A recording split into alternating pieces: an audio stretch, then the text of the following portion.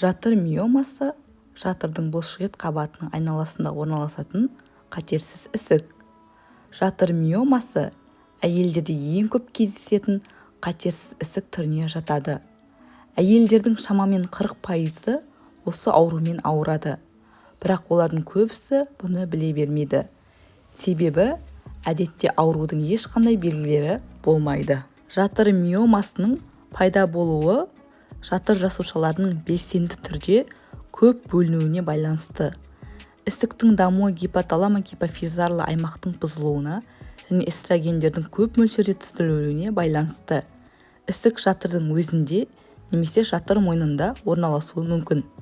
Ауру дами келе жатырда бұлшықет түйіндері біртіндеп ұлғайып, жатырдан жүйесіз қан кетулер байқалады.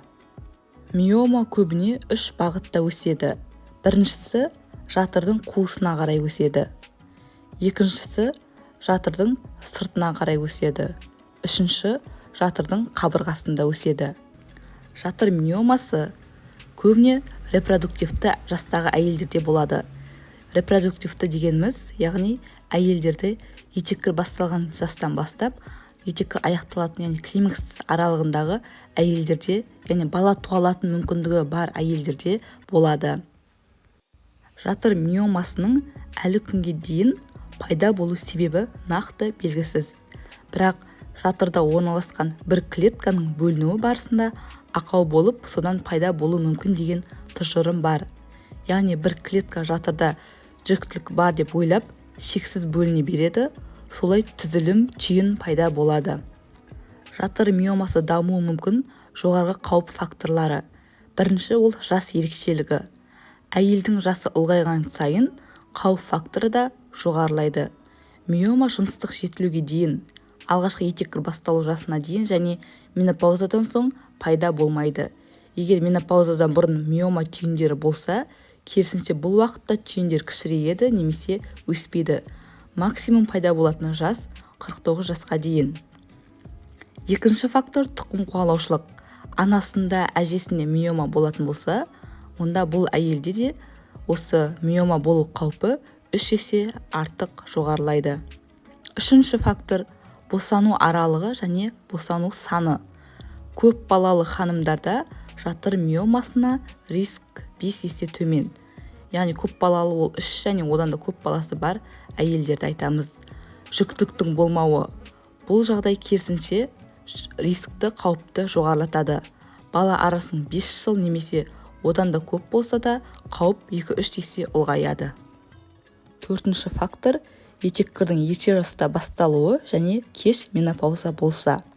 Бесінші аналық бездердің поликистоз синдромы.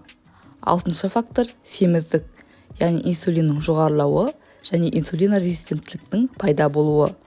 Одан кейін жетінші фактор темекі тарту, ішімдік ішу. Бұл факторлардың барлығы жатыр миомасының пайда болуына жоғарғы қауіп факторлары болып саналады.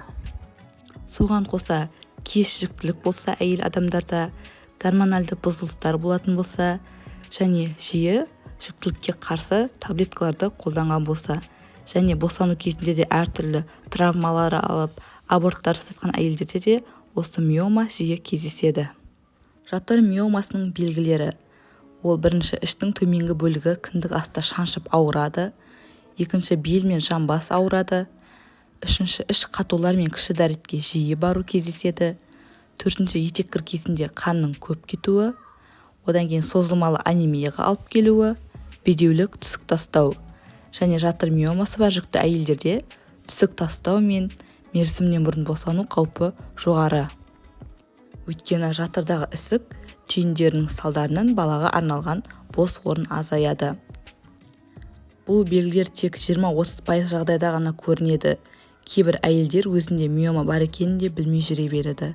Тек өзіге түскенде аяқ астынан ғана.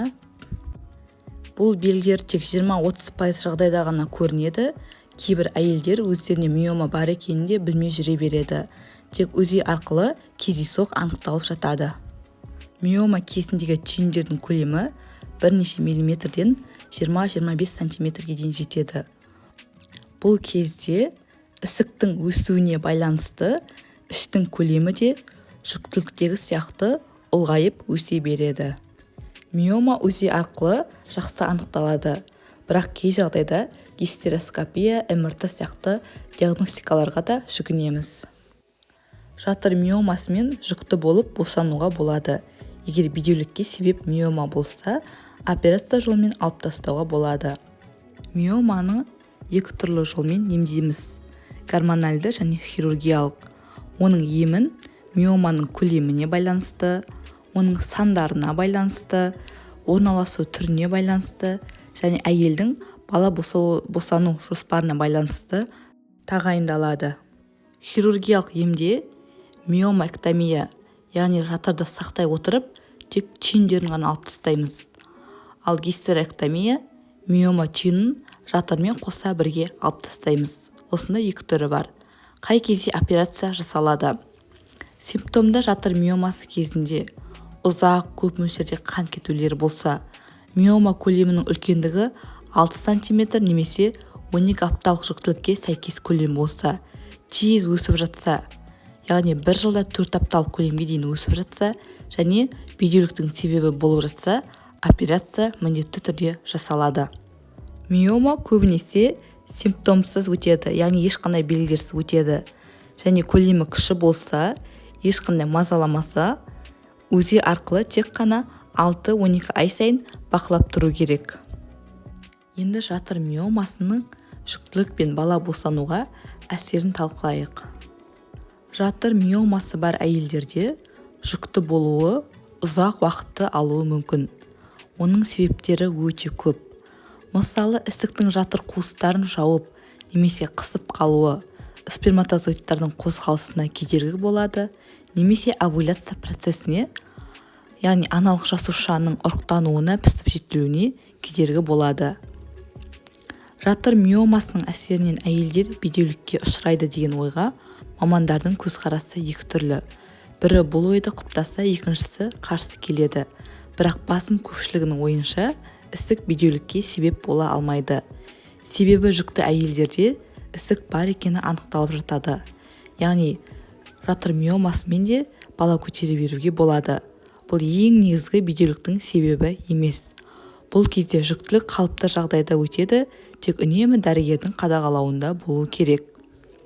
Ал егер бедеулікке себеп осы жатыр миомасы болса, оны алдыруға болады. Алайда бұл үшін ең алдымен бедеулікке себеп болуы мүмкін басқа барлық кедергілерді жойып, яғни жүкті болуға тек осы ісіктің кедергі екені нақты анықталса, оны алдыру арқылы жүкті болудың мүмкіндігін айтарлықтай жоғарылатуға болады. Егер де ісік қатты үлкейіп, жатыр пішін өзгертіп жіберсе, әйелдің балалы болу қабілетін сақтап қалу айтарлықтай қиынға соғады. Кейде мұндай оталар кезде қан кету орын алып, жатырды алып тастауға мәжбүр болады. Аталған отаның қауіптілігі осында. Енді миомасы бар әйелдерде жүктілік қалай өтеді? Бірінші триместрінде жүкті әйелдің ісіктің шаранамен байланысқан жері, яғни ісік түйіндері шарана айналасында орналасса, қиындықтар тудыруы мүмкін. Бұл түйіндердің өлшемдерінің маңызы зор. Түйіндерінің өлшемі кішкентай болса, әйелдердің жүктілігі қалыпты жағдайда өтеді және ауру ешқандай сыр бермейді. Болашақ ана аман-есен босанады. Бірінші триместрде көптеген әйелдер осы ісіктің салдарынан түсік тастап жатады. Бұл жатырдың тым қатты жиырылуымен түсіндіріледі. Себебі миоманы емдеу барысында одан простагландиндер бөлінеді. Бұл физиологиялық белсенді заттар жатырдың жиырылуын жоғарылатады. Сонымен жатырдағы қан айналымы бұзылады. Екінші және үшінші триместрлер. Жатыр миомасы бар жүкті әйелдерде түсік тастау немесе мерзімінен бұрын босану қаупі жоғары деп саналады. Өйткені жатырдағы ісік түйіндерінің салдарынан балаға арналған бос орын азаяды.